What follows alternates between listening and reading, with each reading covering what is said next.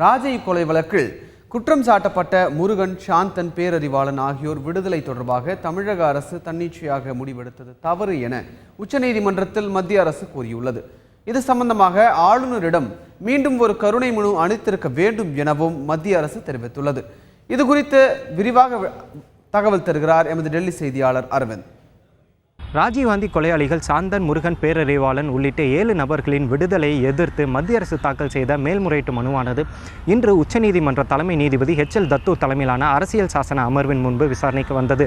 3ஆம் நாள் விசாரணை நாளான இன்று மத்திய அரசு சார்பில் மூத்த வழக்கறிஞர் ரஞ்சித்குமார் ஆஜராகி தன்னுடைய வாதத்தை தொடர்ந்தார்.